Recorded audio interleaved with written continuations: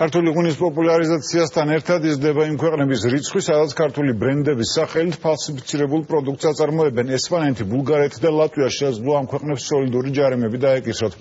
ქართული მხარე ევროპულ სახელმწიფოებში გამოძიებას იწყებს. ეს არის ესე იგი ბულგარეთში ჩამოსხმული აწერია ბულგარული პროდუქტი, რაც ყველაზე საინტერესოა, სამტრესტი, ქართულად აწერია სამტრესტის ლოგო აქვს. სამტრესტის ლოგო, რომელიც ამ ეტიკეტზეა დატანილი უკვე რამდენიმე წელია აღარ არსებობს. ბულგარეთში ქართული დასახელების ღვინო ისე ჩამოასხეს, რომ მისი წარმოებისთვის უფლება არავისგან მოუთხოვიათ. ფალსიფიცირებული ქართული ღვინო ხვანჭკარაკი უკანონოდ ბალტიისპირეთის ქვეყნებში იყიდება.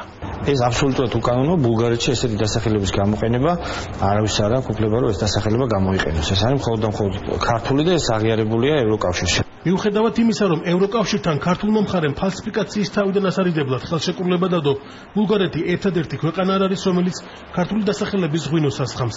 ლატვიაში რამდენიმე დღის წინ ოფიციალური ვიზიტისას ირაკლი ღვალაძემ ესპანეთში და ბულგარეთში ჩამოსხმული ქინძმარაული და ხვანჭკარა შეიძინა.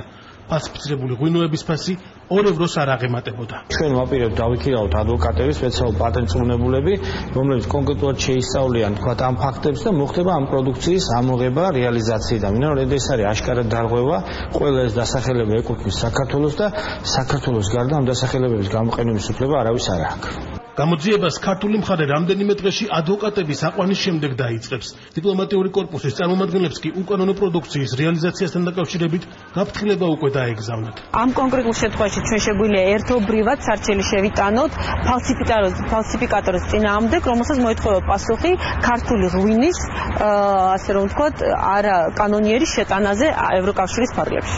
საქართველოში წარმოებული ღვინის ფასი ფალსიფიცირებულისგან მნიშვნელოვნად განსხვავდება. ხარისხიანი პროდუქციის ფასი გაცილებით მაღალია. ბულგარული და ესპანური ეგრეთ წოდებული ქინძმარაული რიგაში ამ დრომდე დახლებზე 1,5 ევროდ იყიდება. ფალსიფიკაციის პრობლემა ძალიან დიდი ხანია არსებობს, თავისთავად ცხადია და განსაკუთრებით ადგილწარმოშობის ღვინოებზე ქართული ღვინო თანაც ესეთი იგივე ქინძმარაული შეუძლებელია რომ ღირდეს საქართველოში წარმოებული არც ერთ ქართულ კომპანიას ესეთი ფასი არ აქვს. ქართული ადგილწარმოების ღვინო საზღვარგარეთ განსაკუთრებული პოპულარობით სარგებლობს. მათი გაყიდვების სიცხე ყოველწლიურად იზრდება. ამიტომაც ფალსიფიკატორები ცდილობენ, რომ მოთხოვნადი პროდუქცია გააყალბონ.